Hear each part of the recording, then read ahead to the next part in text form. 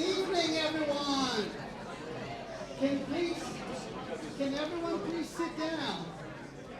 All right. Woo!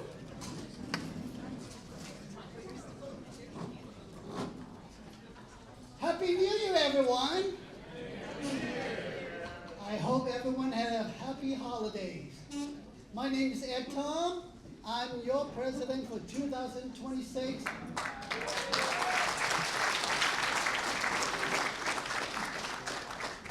This is going to be one exciting year, so I hope you guys are ready to party. It takes a village to get everything done. So tonight, before we begin the meeting, I would like to introduce you my board of directors. So board of directors, please come up to the stage so that I can present you. Hurry up, everybody. We're all hungry.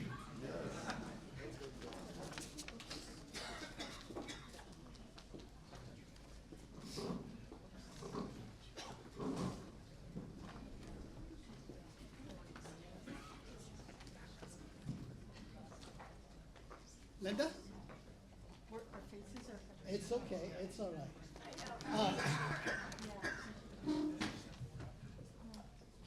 We are so proud to be your directors for this special years as we celebrate 100 years of community service to the city that we love very much, San Marino.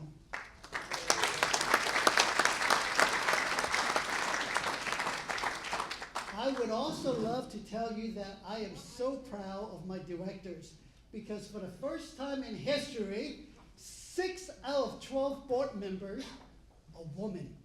So that is an amazing thing to have. And on top of that, we also have, for the first time in history, the most diverse of culture. So this is the new face of San Marino, everybody.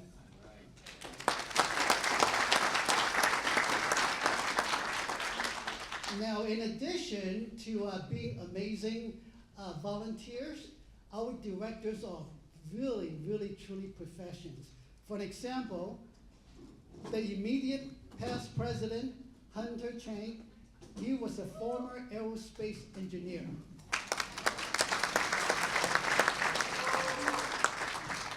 Harry Ma, our treasurer, he was the former CFO for the Directors of Science Guild of America Federation.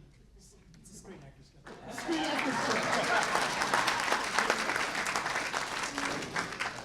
Now, our secretary is John in control. We got the police chief to be our secretary. But unfortunately, he got the flu. He won't be here tonight. We don't want to go there. Then next to on my right is Linda Gutierrez. She's the founder of Real Estate and Escrow Company. Then we have her husband, Hector Gutierrez, also a land developer. Then to my right is Ed Urati. He's a realtor, as well as Mauricio Olmos. He's also a realtor. Now, but on top of that, here is something interesting. We also have the cybersecurity part of the Homeland Security, USA SUTF, in communication.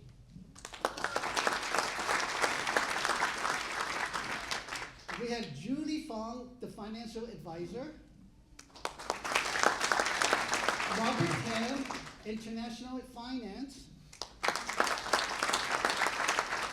Rachel Fall, psychologist.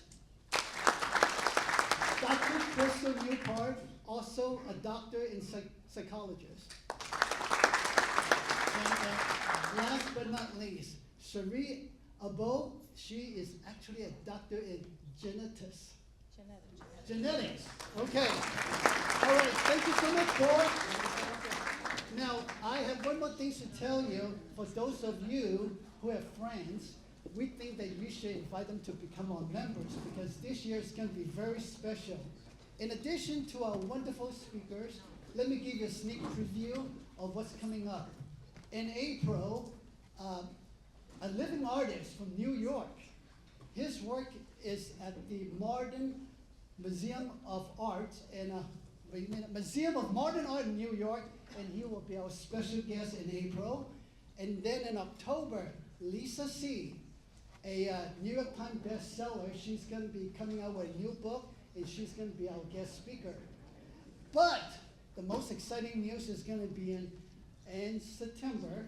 Put on your dancing shoes, because we're going to have a black tie gala at the Huntington Library. So for those of you who are not members yet, please bring your friends, because they're going to be very excited. So thank you very much. Now can I have Troop 351 to come up for the presentation of color? Troop 351? Yep. Presentation of color, please.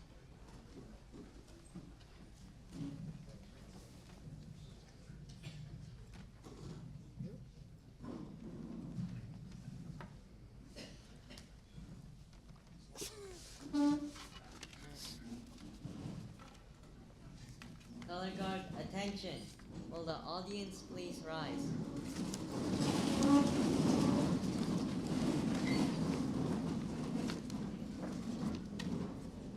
Color guard, advance.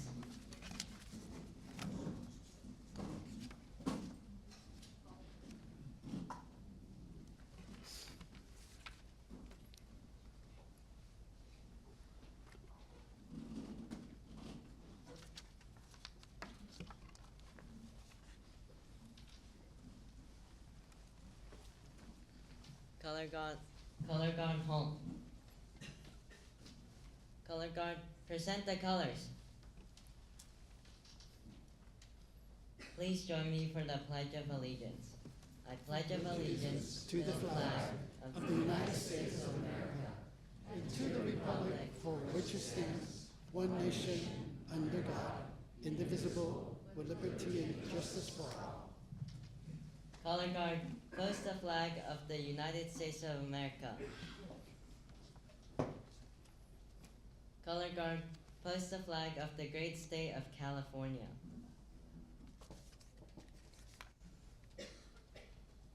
Color guard, reform.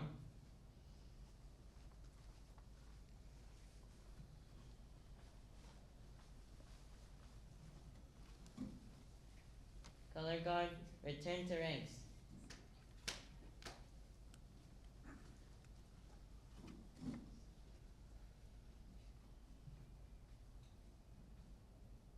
Color guard dismissed. Audience, please be seated.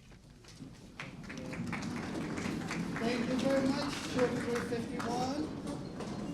Now can I have Membership Director Hector and Rachel come up to announce our new members.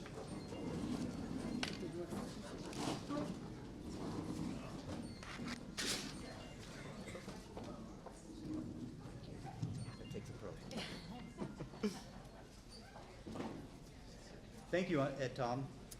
So, hello, City Club. It's so great to be back for another phenomenal year and to see all the great smiling faces. Tonight, we will present our newest members. I'm Hector Gutierrez, along with Rachel Fall. and we are your directors of membership. Now, without further delay, let's begin.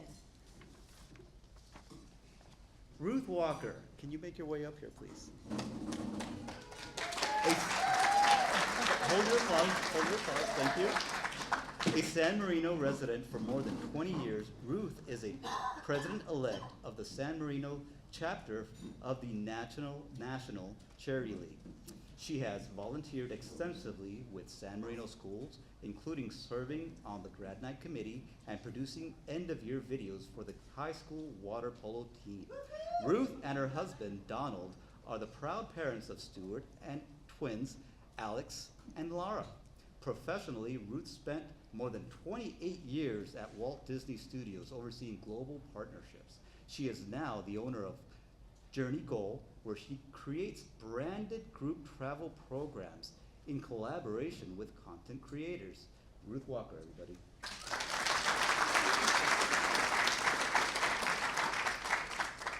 Hi, Eddie Covarrubias.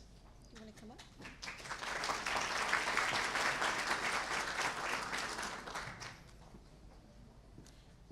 A lifelong resident of the San Gabriel Valley, Eddie holds a bachelor's degree from Cal Poly Pomona and a master's in public administration from the University of Laverne. For the past decade, he has served the city of San Marino through the Community Services Department, where he is dedicated to strengthening programs that make the community thrive. Eddie and his wife have 2 daughters, and much of his time is spent supporting their activities, including soccer and Scouting America. Eddie Covarrubias. Nick Curry. Please make your way down here. Thank you. A San Marino native, Nick has been active with the San Marino Alumni Association since the early 1990s and has long supported the San Marino Schools Hall of Fame. He has served as a reader at the Huntington Library since 1990. Nick is married to Olivia Clemens, a retired LA County librarian, and they have 2 adult children. He is a graduate of USC and Woodbury College. Nick Curry.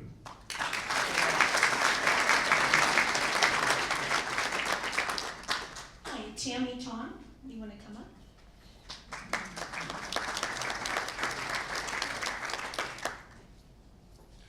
Tammy has lived in San Marino for 5 years and currently serves as a recreation commissioner for the city.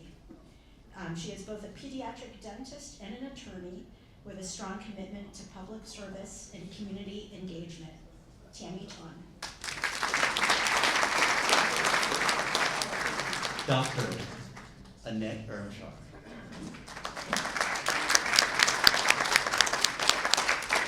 Dr. Ermshar is co-founder and co-owner of PCH Pasadena Treatment Center, as well as the principal and CEO of Dr. Ermshar and Associates, specialized psychological services in San Marino. She serves on the medical staff at Las Encinas Hospital and has provided expert witness testimony in federal, state, and juvenile courts. Previously, she served as a senior supervising psychologist for the California Department of Mental Health. She has been published in multiple scientific journals on topics including sex offender treatment and the psychology of stalkers, and has acted as an expert consultant for television and media. Dr. Annette Herman.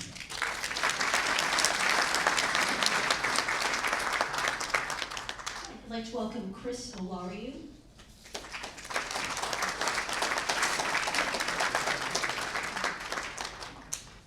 Born and raised in Romania, Chris moved to the US in the early 2000s. He met his wife, Lena Chen, a San Marino alum, in 2011, and the couple soon made San Marino their home so their children could enjoy the same school experience as Lena. Chris's professional background is in film and television as a post-producer, and he recently expanded into real estate and launched his own business. Chris Olariu.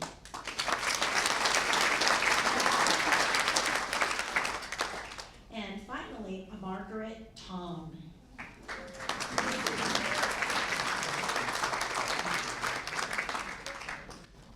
Margaret was deeply involved in San Marino schools while raising her sons, Matthew and Alexander, serving in PTA leadership roles, including treasurer and vice president of Ways and Means. She was past president of the Carver School Enrichment Fund. Originally from Singapore, Margaret holds a bachelor's degree from the University of Alabama and an MBA from Cal State Los Angeles. A talented cook, Margaret perfected her sourdough during COVID. Margaret loves traveling the world with her husband, City Club President Ed Tong. Hey.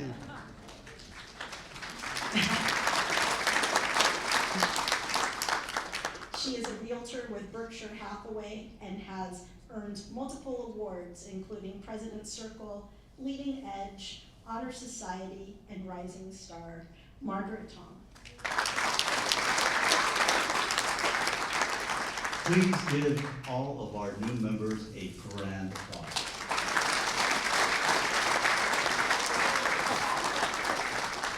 As you know, our membership is by invitation only, and this year it has attracted an enormous amount of interest in the club. So, for a limited time, the board has given us the green light to expand our membership. Let your friends and neighbors know that now is the time to apply. And please, please remember, if you see an unfamiliar face tonight, give them a big City Club hello. Thank you, Hector. Okay, so I need a favor from all of you. For the first time visitor here to City Club, please raise your hand. Woo, there are lots of happy faces here tonight. Thank you so much. Before we begin dinner, there are some special guests that I would like to introduce you to tonight. First of all, I would like to introduce you two of my high school friends from John Marshall High in Las Vegas. That would be Marina Pietri and Sylvia Bernard. Please stand up.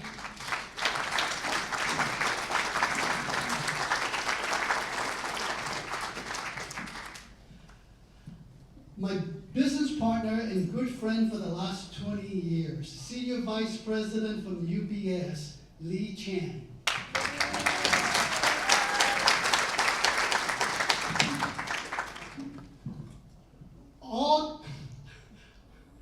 My good friend who flew in from Tennessee this afternoon at 2 o'clock to support me today, actor Tater John Smith.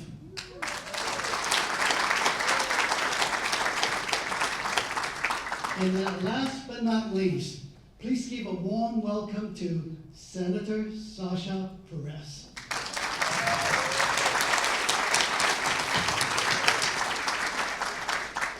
Okay, now, can I have Dr. Gordon from Community Church come up to say invocation so that we can have dinner? I was told, Dr. Gordon, that you're also from Tennessee. I drove in just for this, Ed.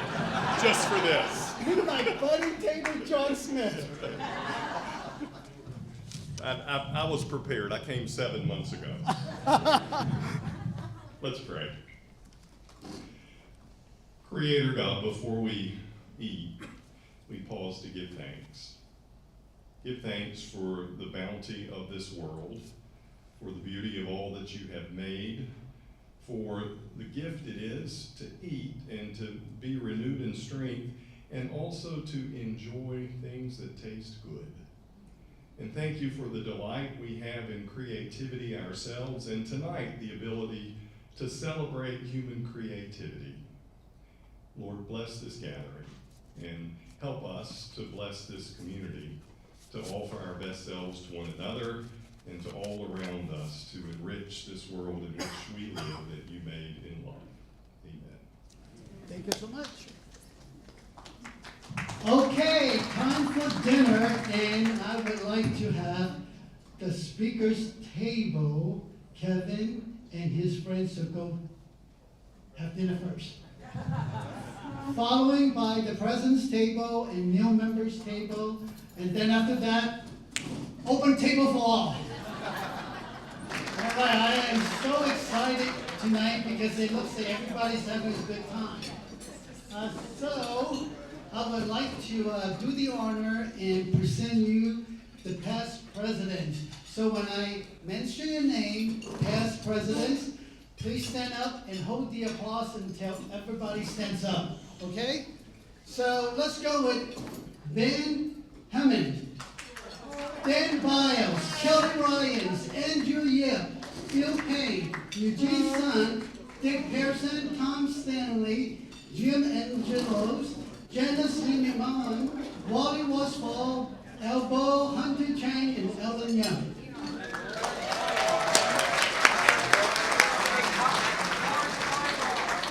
Oh, and also David Wayne.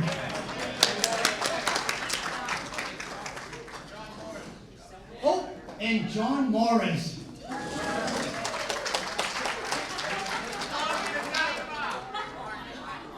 Oh, Lauren Clembright's here. I didn't know that.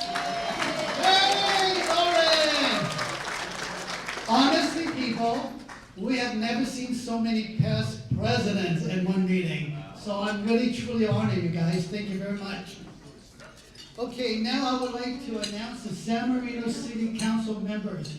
Vice Mayor Calvin Lowe.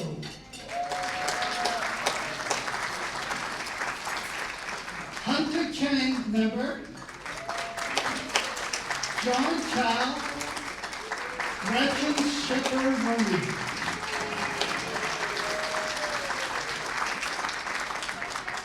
And now for the San Marino former mayor and city council. Ben Hammond is also the past president. Eugene Sun, former mayor and past president. Ellen Young, former mayors and past president. Dennis Neer, former mayor and Rotary treasurer. And Gretchen Shepherd-Rooney, former mayor.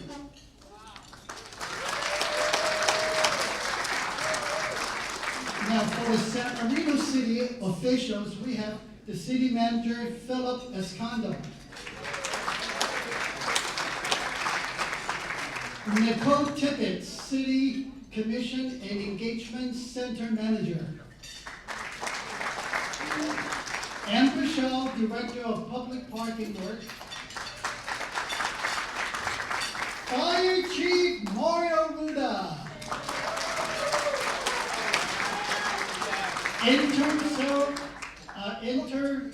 Intern Community Center Eddie Caravalvia. And I believe Aaron Blantus, Commander of Police Department. Okay, now with the San Marino Unified School District Board of Education. VP Shelley Ryan. C. Joseph Chang, member. Josh Wilson, member.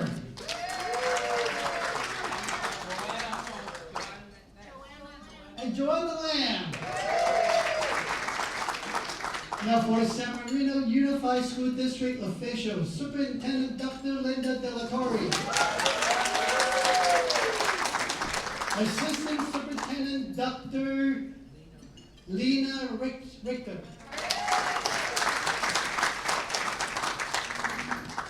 Do we have any representative from the San Marino Chinese Club? Oh, I'm sorry, my buddy, Dr. Troy. Do we have any members from the San Marino Chinese Club? Huh? Past president is here.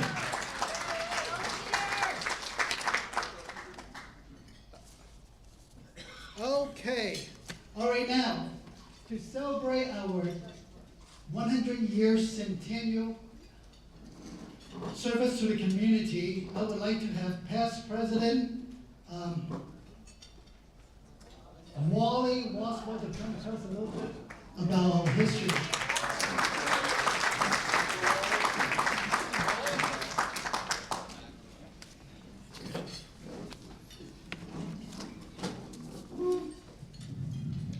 Thank you, Ed.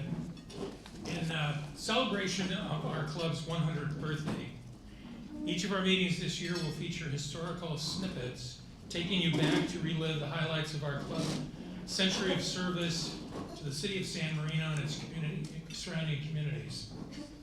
The first historical snippet will focus on the club's early years with some interesting historical factoids thrown in. I'd first like to thank Jeff Plumley of the Kroll Library for his invaluable assistance, since the only place I could get information about the early years was on microfilm of the San Marino Tribune. In 1926, several San Marino residents who had been members of the Aniana Club in South Pasadena formed a similar organization in San Marino and named it the San Marino Civic Improvement Association.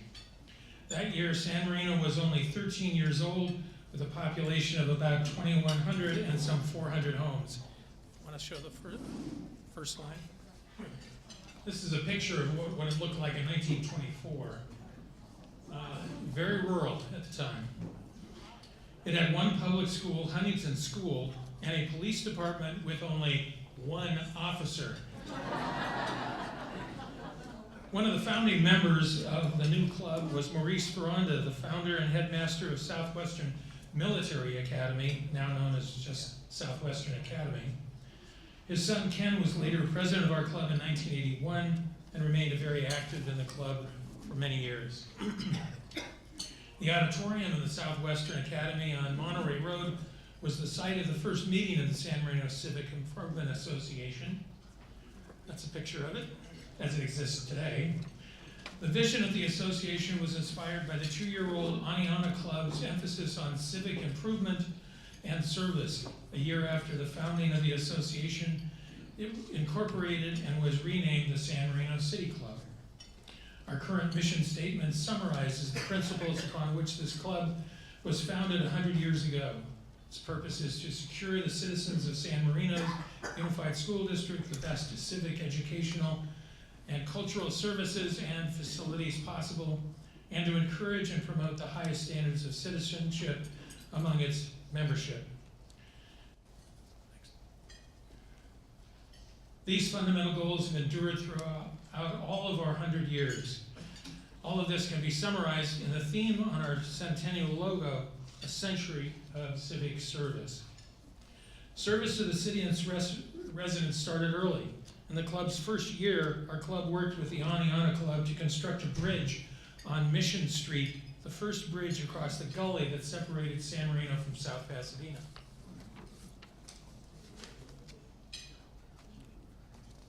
Why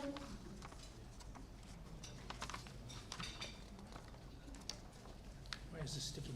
Okay. For context here are a couple of historical factoids. In 1928, seats at the Rialto Theater in South Pasadena to see silent movies by Harold Lloyd were just 50 cents. And a year's subscription to the new San Marino Tribune was only $1. The club has a long relationship with Boy Scout Troop 351, which was here tonight, which it's sponsored since 1927. The club worked with the local Boy Scouts to sponsor a float in the Tournament of Roses in the 20s, contributing $1,000 to their float in 1929. And in 1933, the city's float won third prize at the Tournament of Roses. One of the hottest topics discussed at the City Club meetings in the 1920s was the disagreement among residents regarding the initiation of garbage collection or to continue incinerating trash and burying it in the backyard. Sounds familiar to what we went through last year.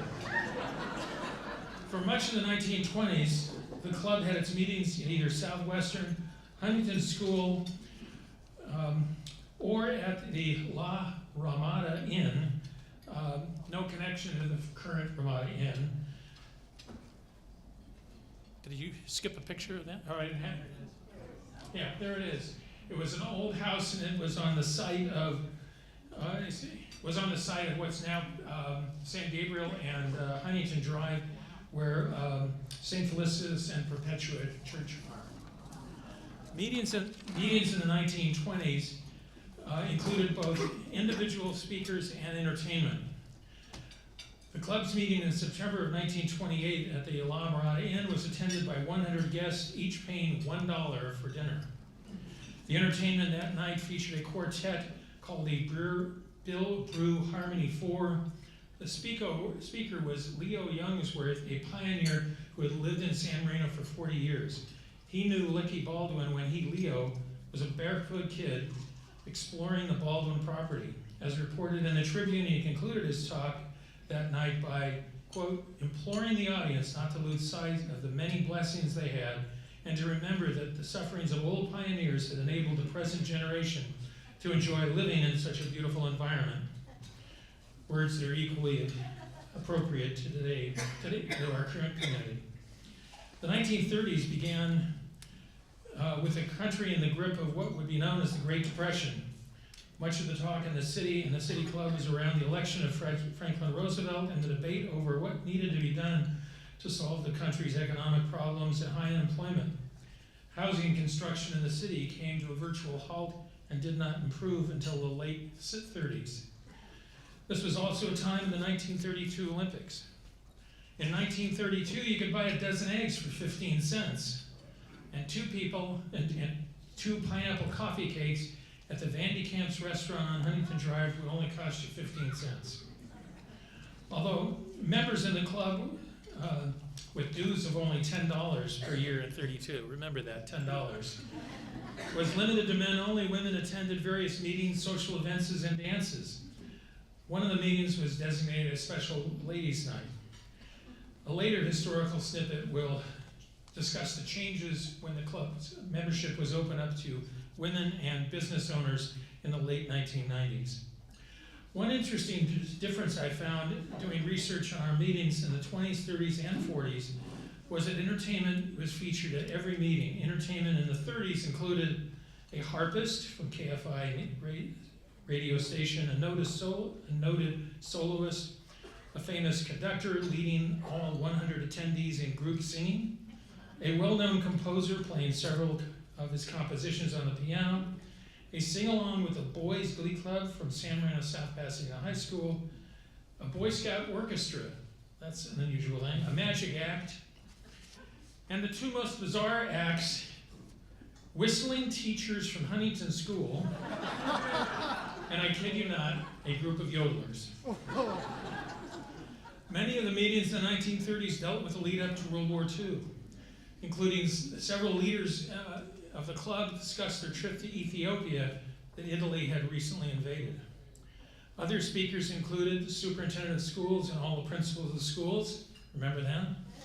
A lawyer talking about the paralyzing effects of confiscatory taxes on private enterprise, could be a topic today. An engineer discussing the challenges of building the San Francisco Bay Bridge, discussion of the trials and tribulations of a Russian opera company, a judge talking about parole issues, the LA County Council talking about all of the New Deal cases before the Supreme Court, and a commander of the Boer War in the early 1900s, who later was known as a world traveler and was described as an adventurer of note. Sounds like an Indiana Jones type. The City Club was just one of many clubs in San Marino in 1936, including the newly formed Women's Club, a badminton club, business club, garden club, Lions Club, and a choral club. But emphasis of the club in the 1930s was no different than today: education and keeping the city of San Marino beautiful. To this end, the club promoted the slogan, "Keep San Marino Beautiful," during the time of city budgets in the 1930s. The club's Civic Affairs Committee was looking into issues that the city sounded familiar today: water and electric rates, the Pacific Electric Service, that was the trolley line down Huntington Drive, a new post office, and problems with telephone service. The club also endorsed a birthday ball for President Roosevelt as a fundraiser for the Infant Paralysis Victims of Warm Springs Foundation. In the 1930s, ladies' night dinners were held twice annually, either at the Huntington Hotel or the San Gabriel Country Club. These dances included a 6-piece orchestra and a soloist. The October 1936 dance at the Huntington Hotel was described in the Tribune as a grand evening with perfect music, delicious food, ladies in their formal gowns, and men in tuxedos. The father-son event dates back at least to September of 1936, when the club members invited their sons to host a sports writer contest discussing the state of Pacific Coast football, and Bill Spalding, a member of UCLA's Hall of Fame and former football coach in the 1920s. Next month's historical snippet will take you back to the 1940s and 50s. I now return you to your regularly scheduled program. Thank you, Wally. Now, it is my pleasure to give you Senator Perez. Let's give her a warm San Marino City Club welcome.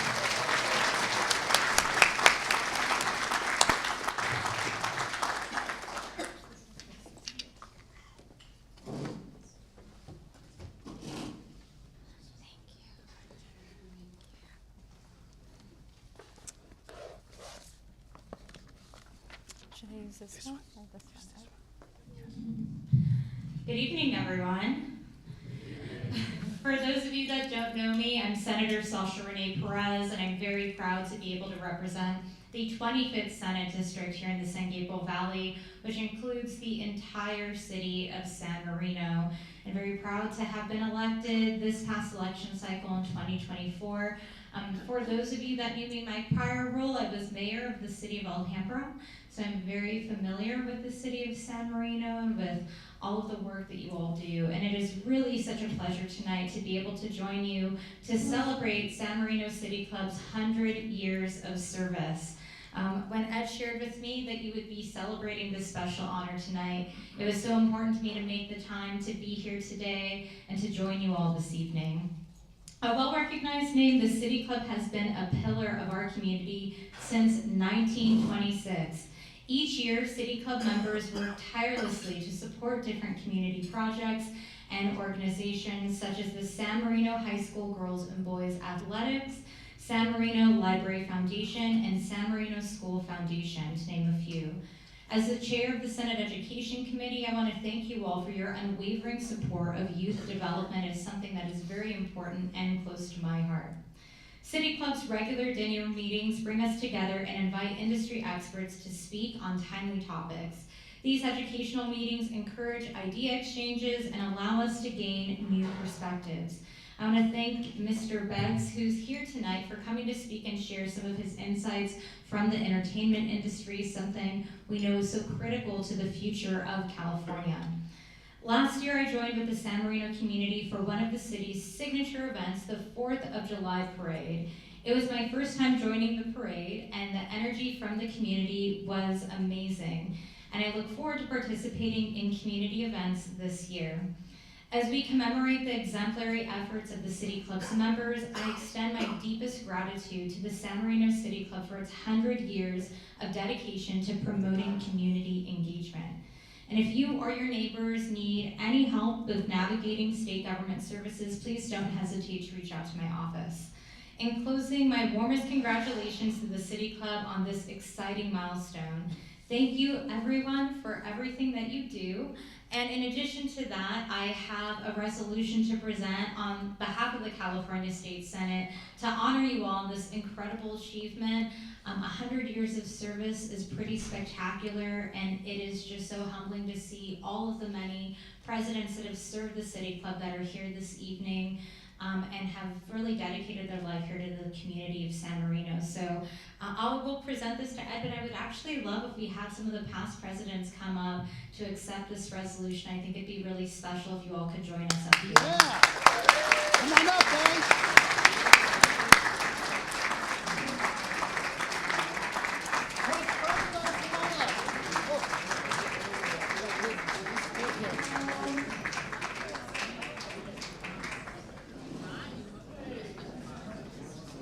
Pete, how are you? I'm good. How are you? Good to see you.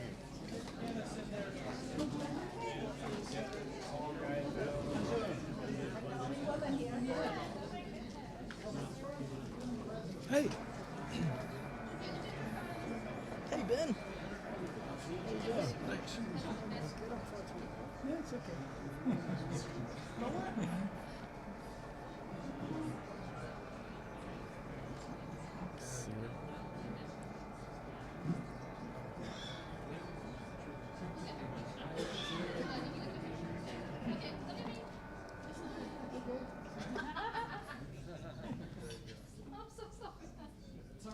Move a little bit.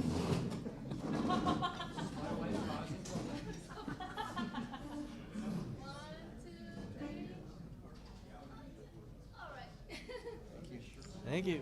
That's it. All right. David.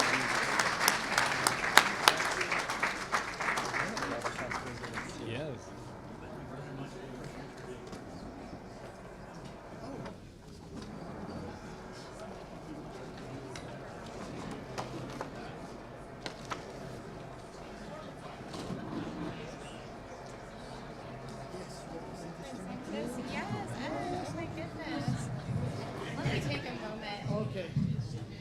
So I also have a special certificate for Mr. Ed Tom, who tonight I know has put so much work into organizing this event. And you all can see the passion that he has for the City Club. I have to tell you all, a couple of months ago, I had seen Ed at a cafe here in San Marino, and he had asked me if I would be able to be here tonight. So I flew down from Sacramento to be here for this event specifically because Ed requested that I make it, because this is an organization that's so important to him. And thank you for all of your work. It really means it.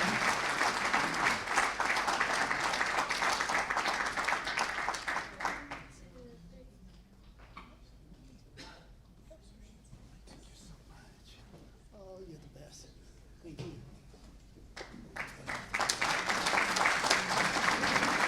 Okay, ladies and gentlemen, the moment you've been waiting for.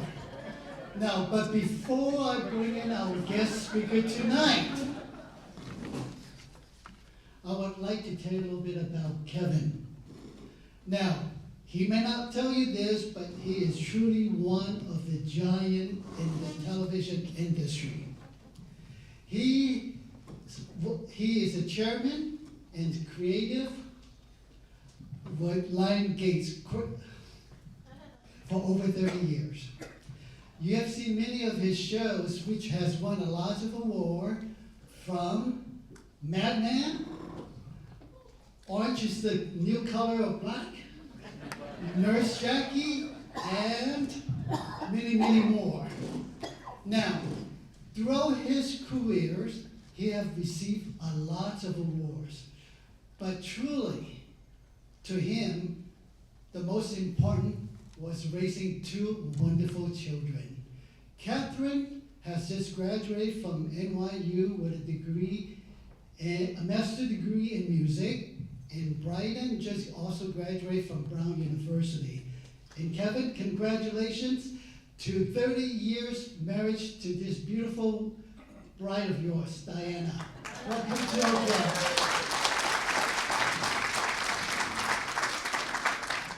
Now, there's one more thing that I'd like to share with you about Kevin that only his friends know. Are you guys ready? Okay, so Kevin loves golf. He loves it so much that he belongs to two country clubs, Allendale and the St. Gilbert Country Club. And during COVID, his handicap has actually improved from 20 to 10.7. So without further ado, let's give a warm San Marino City Club welcome to our guest speaker, Kevin Biggs.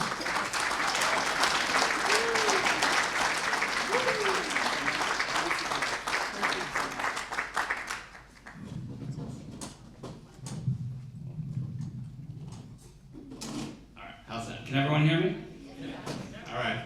Thank you all for coming. Ed, thank you for organizing. Senator Perez, coming from Sacramento, all of the officials in the City Club, the members, the past presidents, huge honor. We have lived here since 2003. We love this community. Every day that I have to commute to Santa Monica, I resent the drive and wish that it was COVID again so I could just work remotely. But that came with some downsides, so it's back to 5 days a week commuting. But I was gonna speak tonight on a couple of things. I will give you a little bit a bio on me and how I got into television. And then I will talk about the company, of which I'm now the longest tenured employee, Lionsgate Entertainment. And then as an ending, a little bit about the state of the business, which is in an inflection point right now with a lot of consolidation. And you're reading, if you follow it, about Netflix and Paramount competing to buy Warner Brothers, and the proliferation of services and streaming services and so many subscriptions and so much confusion and how do you find shows. It's all very confusing and quite different than when we grew up with 2 or 3 networks and we could just turn them on and figure it out. So I was always interested in television primarily because in our house television was banned. And I thought that one of the downsides of my parents divorcing would be that one would go with TV and one wouldn't. For 2 different reasons, TV was still banned in 2 houses. So I was really at a disadvantage. So I would always go to friends' houses. I memorized every commercial you could ever watch because it was such a forbidden fruit for me to watch TV. So I probably wound up in this business due to those reasons. But I went to undergraduate at UC Santa Cruz. I'm a proud banana slug. I studied political science and theater arts. I was headed to law school or to Los Angeles to make my way into entertainment any way that I could. I had a cousin, I knew nothing about LA, I had no connections. I had a cousin who was in grad school at Fuller and could rent out a couple of rooms at her house in Altadena. And so myself and along with 2 roommates wound up here in Altadena. We were temping, we were doing various things trying to figure our way out of how we were gonna work. I heard about substitute teaching in Pasadena Unified, which in that day and age, with an emergency credential, which you could get with a bachelor's degree and taking a CBEST, anyone could do. And the hours were pretty flexible. If you could work that day, you would, and if you couldn't, you wouldn't. So I was trying to break my way into the entertainment business, but I was teaching by day. I taught for 2 days at a kindergarten called Jefferson Elementary up on Villa in Pasadena. And then the next day I was at Wilson and I got a call from the principal. I immediately thought I was in trouble because why would a principal call you? And she asked me if I would take over a class for the year. And it was just the first 2 weeks of school. And I really had nothing else going on. So I said, sure, I could do that. How hard could it be? So hard. Oh my gosh, I've never worked harder. I've never been more exhausted. These 37 third and fourth graders almost broke me. But I was not going to give in, and I really learned a lot. And then I took another year for a 5th grade that another teacher was on maternity leave. And by the end of those 2 years, I finally found an opportunity to get a job in accounting at a small production company on the lot at Universal, preparing to do a show for ABC called FBI, The Untold Stories. And it was a bit of a reboot of an FBI. We'd all watch the FBI show with Efren Zimbalist Jr. in reruns for me, but our parents probably watched if they had TV. And I thought this would be an interesting opportunity. I knew nothing about accounting, but I kind of faked my way into the job. And I learned that the job really didn't involve much accounting. They were preparing to get the show going. Email was just starting, but PDF attachments weren't happening, and boxes of files were coming from Quantico, West Virginia, at the FBI to this production company, and they were $60,000 over budget in FedEx, and they hadn't even started shooting, which on that small budget was a crisis. So I was hired to sell everybody in the company on priority mail, which was only $2.90 compared to the $40 they were spending on boxes. And in so doing, I went around to every department, from the CEO down to the receptionist, to explain how I would take in the little golf cart, their packages, over to the Universal mailroom and save money for the company. And along the way, they all asked me, how did you get this job? And I said, well, last week I was teaching 5th graders. And they go, oh, teachers are so underappreciated. I have kids, and it's great. Why would you go into this crazy business? You're never going to do anything in this business. You should go back to teaching. But then they would tell me their story, and I learned about production, and I did a good job in that job. I saved the money, and on the first day of shooting the show, they fired me from accounting, but hired me onto the set to be an assistant and to take call sheets around and drive actors and do any number of things on that show, and I kind of caught the bug. I was working about 17 to 18 hours a day. Diana and I had just met. She was born and raised in Pasadena, had gone to USC, living here, also getting her master's and pursuing a real career in education while I was kind of pretending. And she and I met. I saw her from across the room. I spent a year trying to get her to call me back. She didn't call. Her dad would answer and hang up.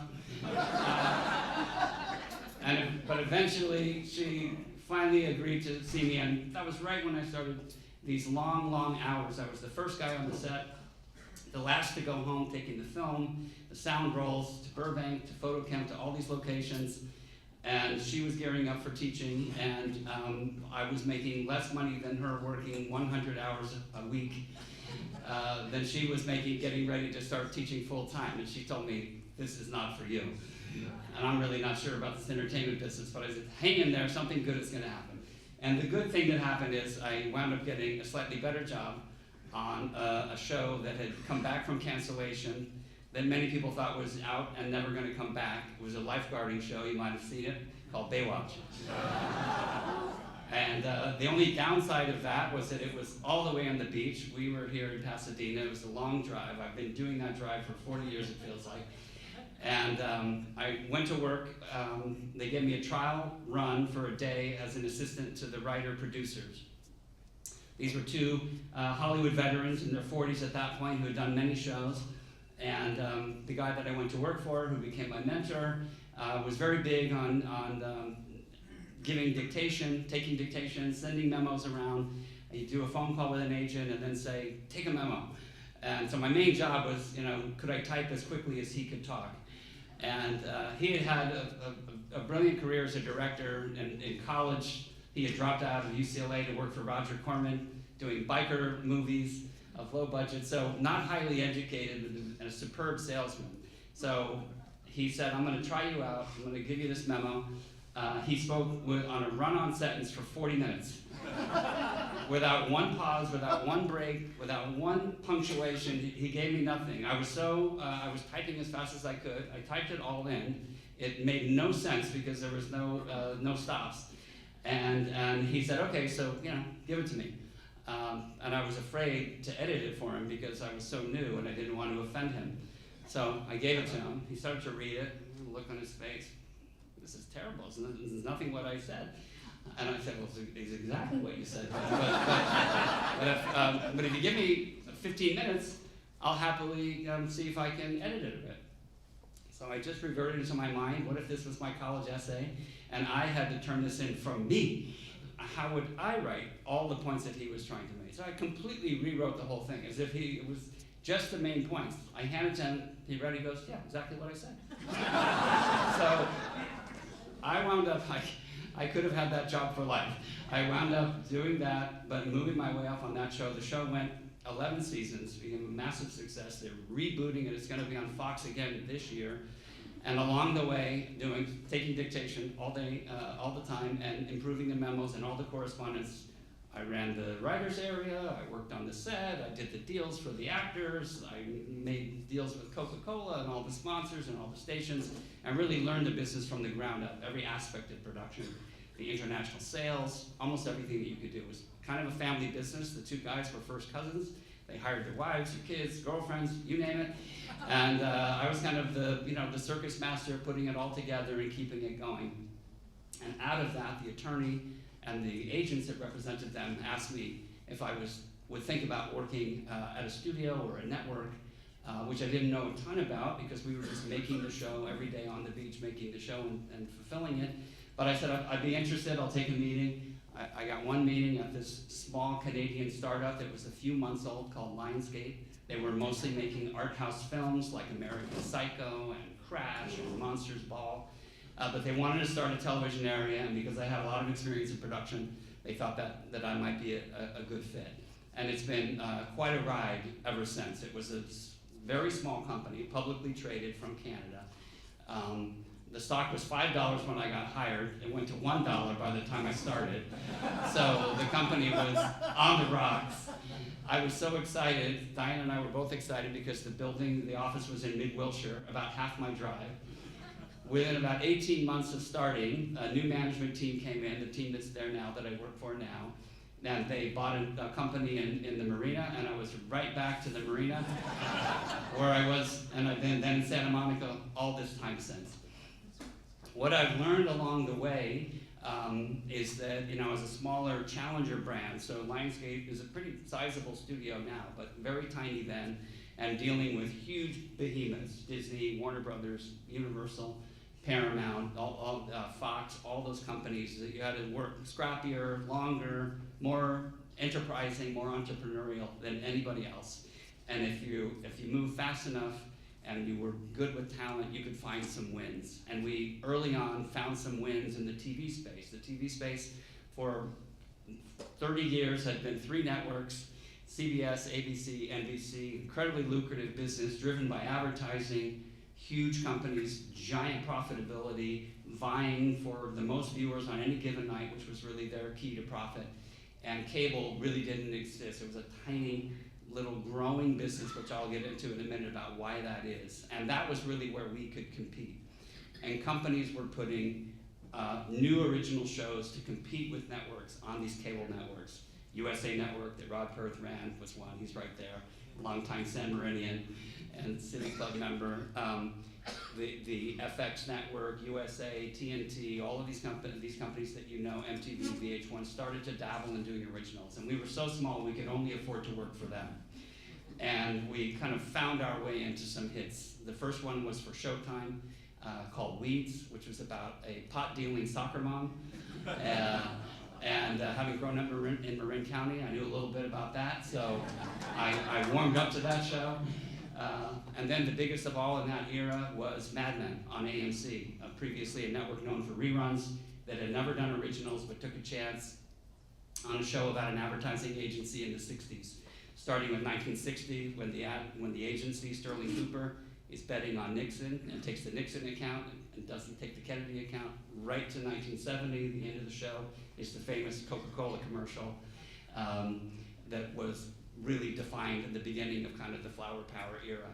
And then from there, it just built and got bigger and bigger. And we jumped into streaming when no one really knew what that was. Netflix was still delivering DVDs by mail, my old priority mail, and also starting to stream. They had bought the reruns on Weeds, and they had bought the reruns on Mad Men, which were doing well for them. They, every week, would tell us when we knock on their door asking, are you going to do originals? Would you do originals? We'll never do originals. We just buy. We let everybody else market. And then one day they announced House of Cards, and they were doing originals. We jumped in there and said, what do you mean? You said you're never going to do originals. We changed our mind. And they've been doing that a lot ever since, all the way to the bank, if you know how well Netflix does. So we said, we got a lot of shows for you. You like the ones you bought from us already as reruns. And we mentioned the book, Orange is the New Black.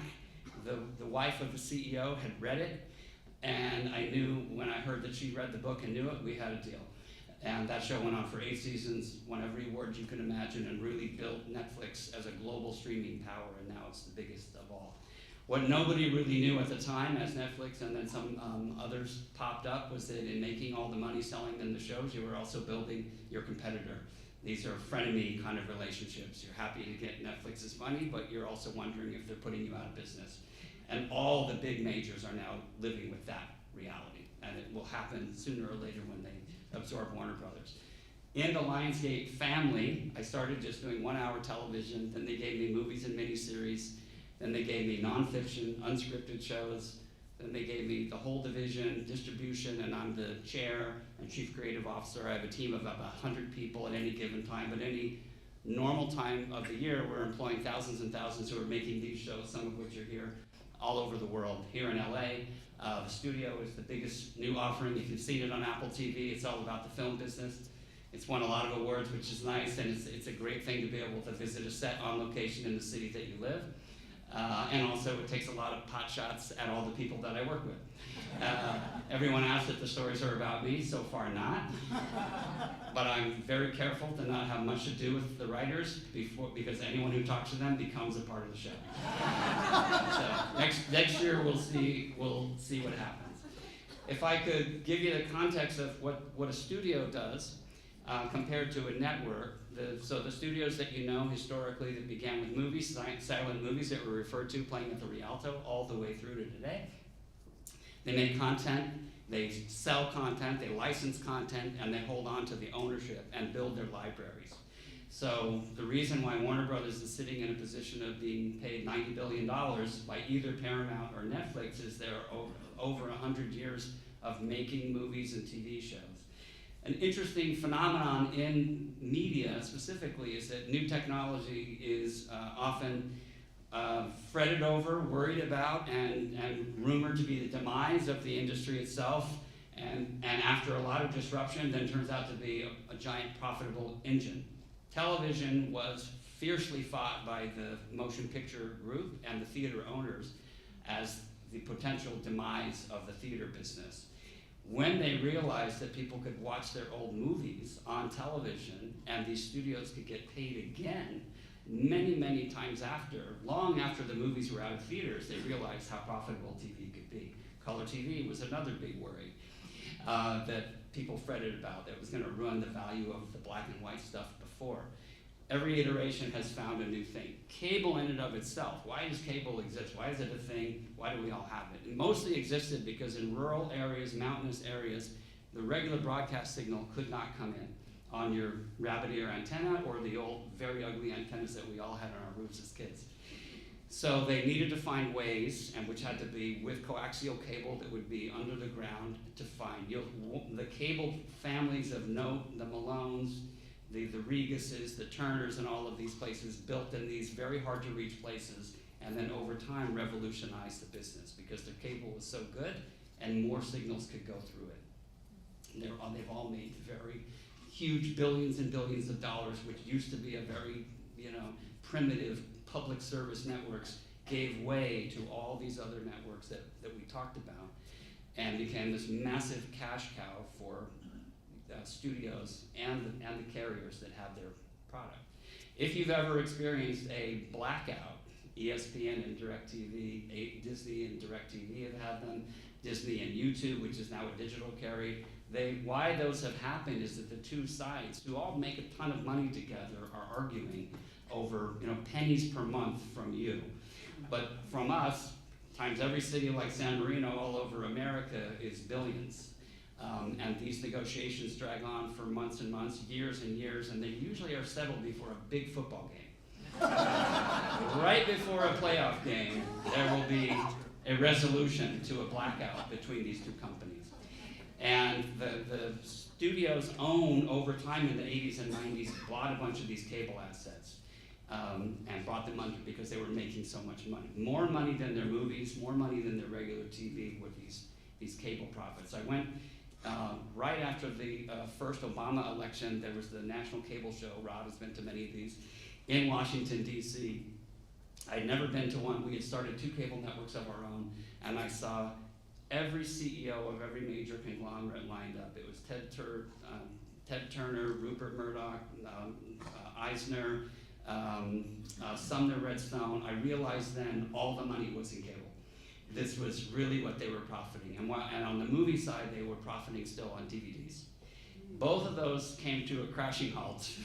The DVDs gave way to streaming, and the television carriage gave way to streaming. And it refractured the business and attenuated in ways that nobody could ever really see coming. How many of you have more than 3 or 4 streaming services that you subscribe to?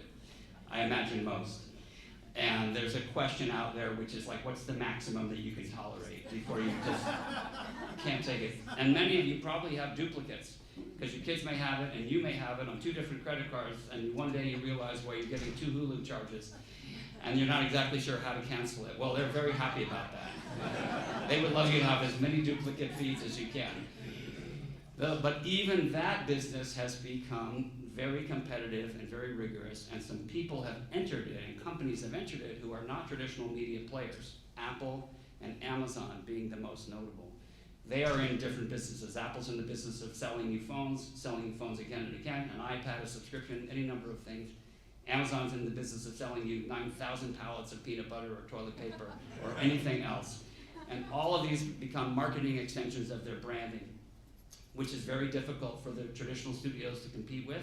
And the only one that's a pure play content play is Netflix, who is now just announced in their earnings today that they're going to move up to $20 billion a year in spend on content globally. It's a huge amount.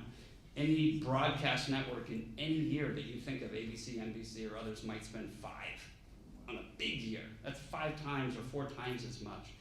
Which is why if you go to the Netflix homepage and you have what I call binge anxiety, because there's so many offerings, you don't even know where to start, and then you just end and leave. That's one of the reasons, but it's one of the reasons that it's so sticky, because there's something for everybody. Kids, older, middle, you name it, and that's kind of their play and why they're the dominant player. But even they are under threat from bigger players, YouTube, Amazon, Apple, and their thesis around why they're buying Warner Brothers is they need to get bigger to compete.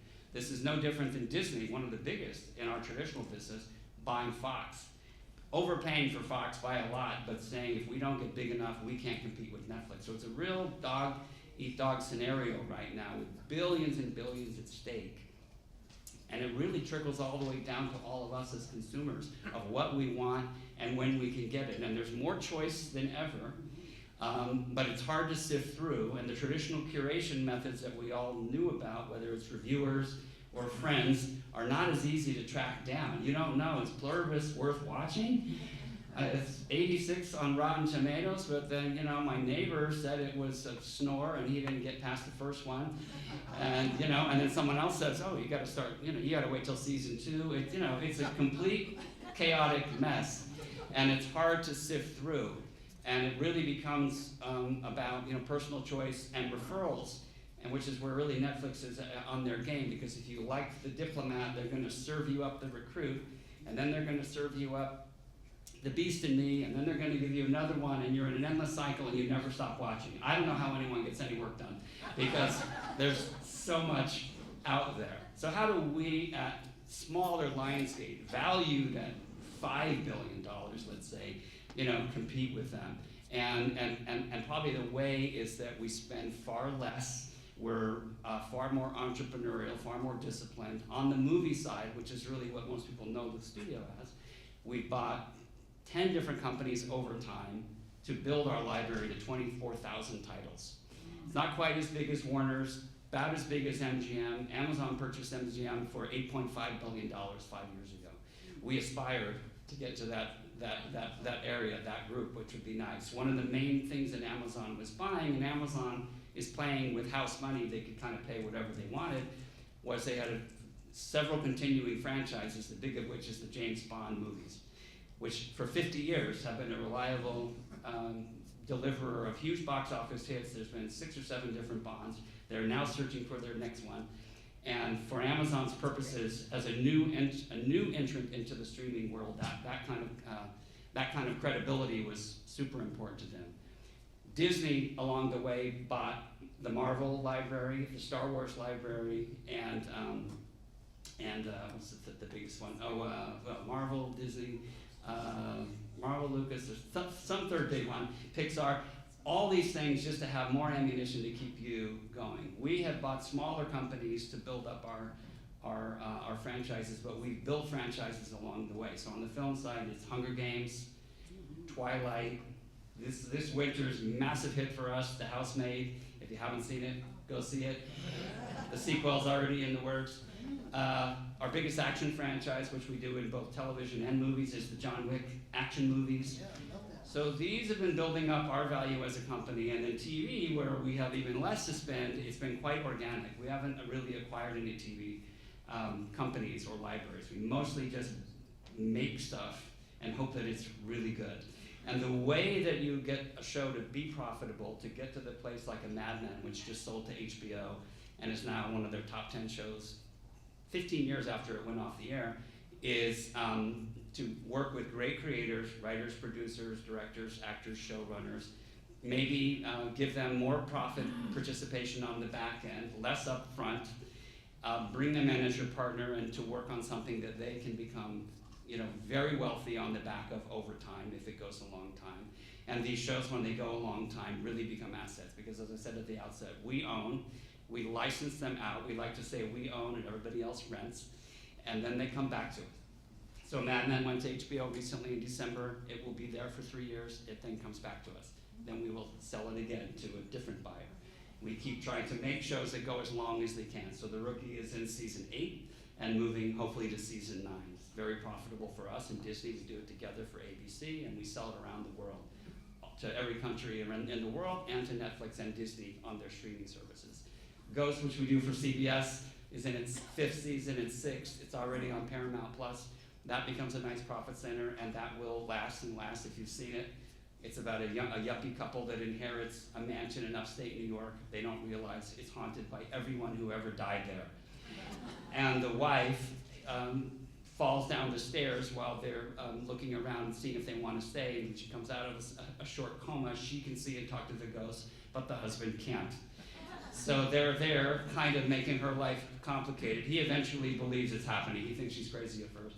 But this is the kind of show that's kind of for all ages. It's very fun and pokes fun at lots of historical anomalies in the U.S. history book, and becomes, you know, kind of a thing that is for us an annuity forever. So when we think about growing the company, it's about keeping our costs down, putting on hit shows that will eventually make us as attractive as Warner Brothers is right now to Netflix and Paramount. And that's a little bit about what we're doing in the TV world. And I would say that part of the fun for me about living not in Hollywood and not on the West Side and living amongst a lot of great people that aren't that interested and aren't thinking and knocking on your door every day pitching you scripts, is that it's very normalizing and very humbling because no one's impressed.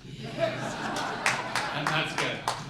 The least impressed is my wife, who's like, get over yourself. No one cares. So anyway, that's a little bit about me. It's about Lionsgate, where the business is headed.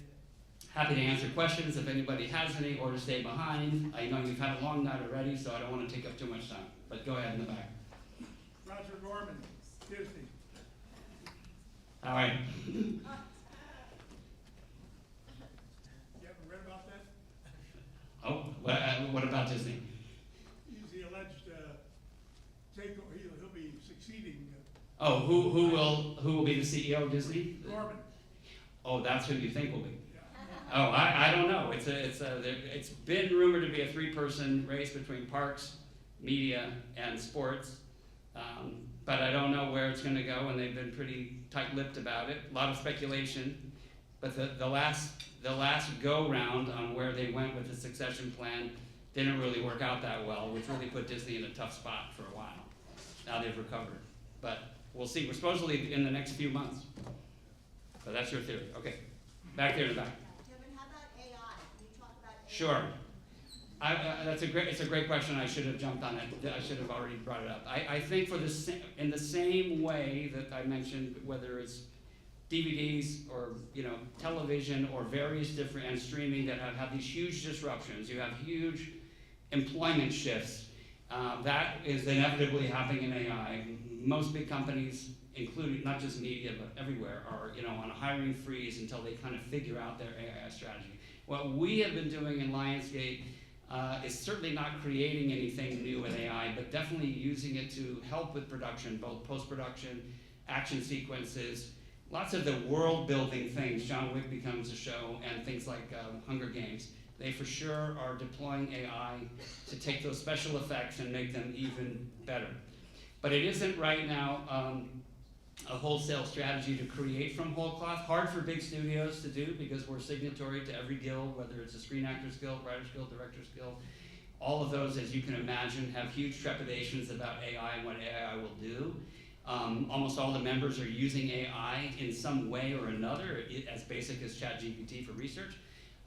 But it's certainly going to change everything, but the creativity that's needed that creates the shows and the concepts are, I think, never going to change, but they are certainly going to be different in their presentation. Yes? So I watch Housemaid, and I want to know if there's going to be Housemaid 2. Yes. The Housemaid is a 3-book series, and they've already internally, or they've publicly announced they're making a second one. What I heard is that the second movie is a prequel, and the 3rd book then is going to the events after the Housemaid movie that you've either seen or read. So it's already moving forward. They were already working on a script. They had a hunch that it was going to work. They didn't know how well it was going to work, but it really turned out to be a hit beyond everyone's expectations, which is what you're hoping for. It's a portfolio business, not unlike the financial business in which you're hoping for a runaway hit. You want that Google, and that might offset that AT&T that's languishing. So sometimes my group has the hit. I'm very happy when I do. And sometimes we're down and we're relying on our film partners to have a hit. So we're, the company's feeling really good right now about our hand because both TV and film are working together. It's very rare. Yes, in the back and then you. Okay, back there. Yeah. No, you're the right. Yeah. Hey. What's your favorite Sure.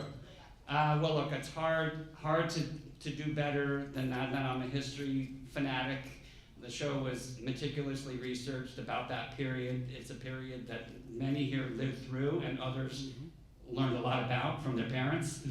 And it was interesting to talk to people, advertising executives from that era, about how accurate the show was. They all said that they didn't show enough of the drinking or smoking, but they said it was even light on drinking compared to the real phenomenon. But the accuracy on that show was, so meticulous. There was one episode we had to pull back and re-deliver because some fan realized that a music cue, a song that was in the show, had been released 2 weeks after the actual date in the show. Ooh. And then we pulled it out and put in another song, and that's how authentically they researched that show. It was fun for a history fanatic like myself. That was a fun time to be part of that. And a lot of it shot in and around Pasadena. The main house was on Arden. All right. We shot before the Altadena Country Club burned down. It was the setting of the Palm Springs episode. There was a lot of great things. Fun to leave your house and go to location, 2 or 3 miles away. Colony Kitchen. Yes, the Colony Kitchen, for sure. Yeah, lots of great locations there. Okay. So I have a quick question. Yeah, so then you I have can to there. disagree with you is that I did finish Netflix during COVID. Wow. Everybody out there that? I did do that. So, how do you keep your industry and your position as Lionsgate, keep it fresh, new? How do you pick projects to move forward with? Sure. Well, to begin with, you make sure that the people picking are fresh and new and reading voraciously and finding new artists. The key for us has been taking bets on new voices, whether it was Genji Cohen on Weeds or Matt Weiner on Mad Men, or the Seth and Evan, obviously well known in features, but haven't done as much television comedy, and betting on that talent and really supporting them. The minute you start tinkering too much and start second guessing artists, you really already are digging your own grave often. The tough part is it's a business. You have a budget. The minute you start exceeding that budget, just because you love something, the entire underpinning of what you're doing goes away. It's not an unlimited expense account. It has to balance at the end. If you overspend, then you have no margin and your stock just goes off a cliff. So that part is kind of hard, but within the parameters of the budget that you have, our view is you have to let artists create. And that's been our thing. I think bigger companies that pay more kind of take an attitude often of like, I pay you so much, you're gonna just do what I say. But our tastes, my tastes, are certainly not the tastes of the most current TV consumers that are going. And the writers and artists that we partner with, have different ideas that are certainly not like mine. So part of it is recognizing talent and then getting out of the way, right? And that's hard for a lot of people to do.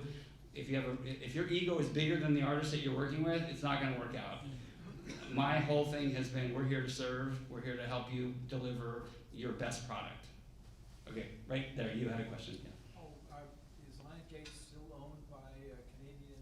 Yeah, well, we're publicly traded on the New York Stock Exchange. We remain domiciled in Canada, so the company headquarters and our annual meeting is once a year in Vancouver. And we have a Toronto operation. The biggest office is LA, the second biggest is London, New York, Beijing. And we have sound stages in Yonkers. We're building them in New Jersey. I was just telling one of our friends about those. And we have sound stages in Atlanta that we shoot in and or rent out. So we're kind of global, but the bulk of the decision making is here in Los Angeles. Yes. Kevin, a lot of people in the business are thinking that Apple is going to be buying Disney soon in the next year or so, given Iger's propensity to make acquisitions. What are your thoughts on that? They've been, Apple has been just historically very reluctant to buy other things. Obviously, they were rumored to have been in the market for Tesla at a certain point. They're very big on their own creativity and their own product and internal creation, whereas other companies, Disney specifically, but lots of other tech companies, Facebook, is the best example. I just bought, or even Google buying YouTube. Who knew what that was going to be? Because it's become a huge engine for them. They've been reluctant to do it. They easily could buy every, subject to regulatory approval, could buy every media company in 2 weekends, and still have all their cash or most of it. But they've been reluctant to do it. They have built a bespoke television service, Apple TV Plus. It's fairly small relative to the others. They don't report their numbers. They don't report them because they're probably modest. And in comparison to the 325 million subscribers that Netflix announced today, it would seem almost, but they've been focusing on very high quality. A few things done very well, whether it's Severance, The Studio, any number of shows, The Morning Show, award-winning shows. They spend a lot. They are not frugal. They really try to put the best product out there. But they operate in an environment in which the core product that we know and many people have is considered one of the best in tech and in consumer products. And I think the way they think about it is the shows, they don't want to do too many. It's got to be as distinctive, if it can be, as their phones and their iPads. So they have a different point of view. So I don't see that happening, even though I think a lot of analysts and bankers would love for that to happen. It would be great for them, but they don't seem to be needing that. They're enjoying getting into the award-winning limelight. We're happy. The Studio is the first show that has won a Golden Globe for them. And based on their presence and the huge amount of people coming down from Cupertino, this is a big priority for them, which is funny because it's a money-losing division. Their media side loses $1 billion a year or more. But that, when you think about what Apple makes, profitability-wise in any given year, is a small money to think about it. I think of it as a marketing spend. They don't call it that, but I think that's kind of what it is. And Amazon's in a similar place. They're hoping to get you in their ecosystem. Once you're there, you want Amazon Music, you might want Audible podcasts, you might want a book on Kindle, and you never leave their thing. They've got your credit card number, and you can't resist. And you're in the Amazon business, and that's what they're all hoping for. Yes, Rob. Kevin, given the tremendous success of YouTube, for everything from how to fix your plumbing to watching shorts and watching experts on every imaginable thing, they're starting to think about original programming of some sort. Do you ever, or had you had any conversations? Well, they started a service and then they disbanded it called YouTube Red about 8, 9 years ago. They commissioned several series, the most successful of which they canceled, and it went to Netflix, Cobra Kai, which was essentially the Karate Kid series. A massive hit. But they were perplexed by how much it costs to make a show, because the stuff they get in, they don't make. You make it, they take 70 cents of the advertising, and you get a little bit left over, and they have an amazing business. And every second, billions of hours of content are uploaded. It's a printing money business beyond the spend on the tech. So they just couldn't get their heads around. I remember at the time, because Suzanne Daniels ran it, who's a friend, who's run many networks. She started the WB network, and we did a show for her based on one of our movie franchises. And she was always frustrated because she would go, their Cupertino is San Bruno, not as glamorous, but they would go to San Bruno to have these meetings, and she'd come back so, battered and beaten, metaphorically, because she's like, they don't get it. They go like, I paid $1 million for Will Smith to jump out of a plane, and I got like 9 billion views, and then you have this Karate Kid thing, and like, I don't know, 2 million people watched it. Cost $4 million an episode. What kind of business is this? So they disbanded that. Now they're so big, and they've gotten so much bigger. They have a different CEO and a different media group. That they're the reason Disney and they were shut dark for 6 weeks was because, as big as Disney is and as much content as they have, YouTube dictated the terms. It wasn't the other way around. Typically, it would be the other way around. You'd be saying like, you'll pay what we're asking, and you'll say thank you. And YouTube said, not for us. And Disney had ultimately, I don't know where the deal ended, but it ended with something less than they had hoped for, is my guess. So what they do next will be the next chapter, but so far they've been reluctant. Okay, one last question. Yeah, one last. Okay, hold on. Okay, there's one right there. Yes, you. When you read about in the paper that so much Hollywood, the movie industry, television are leaving California, some going to Canada and other labor, is it as true as you read about or hear about? Or? It's true, all the stats are there, our senator knows. It's pretty sobering about how much business is lost. This speaks to the macro, so COVID was a giant, setback for the entire media business. And it coincided with a devastating writers and actors strike, which stopped business for a year.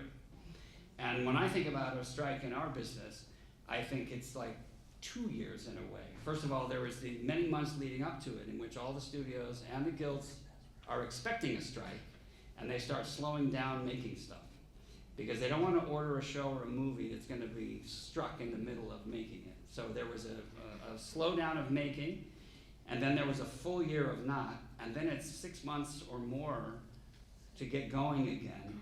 And that coincided right at the same time, which I would say kind of the apex of the streaming wars. Everybody jumped in to compete with Netflix, and the mantra at that point was spend as much as you can, don't worry about it.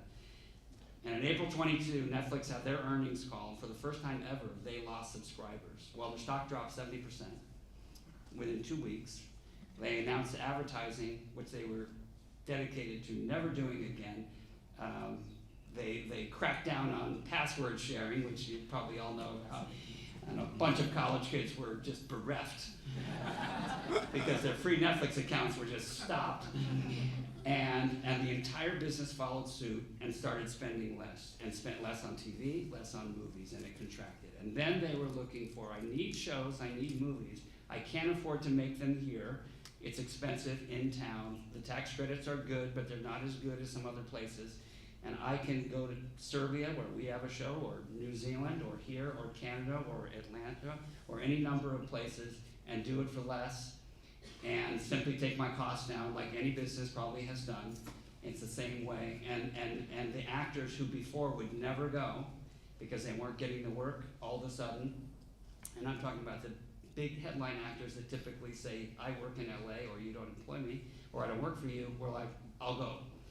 And that hasn't really recovered. California, to their credit, and it's doing great, doubled the tax credit up to 750, 800 million from below, which helped keep the studio, one of our shows here, and kept Apple, who funds the show, on board, which was great. But plenty of others have found their ways to other places. Some will come back, but it probably won't go to the level that it was because the overall spend won't be at the level.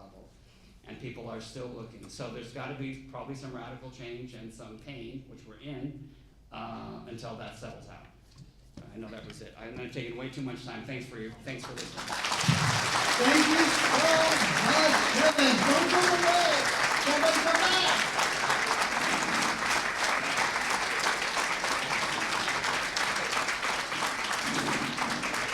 Kevin, come back. Okay. On behalf of San Marino City Club, we would like to present you with this award.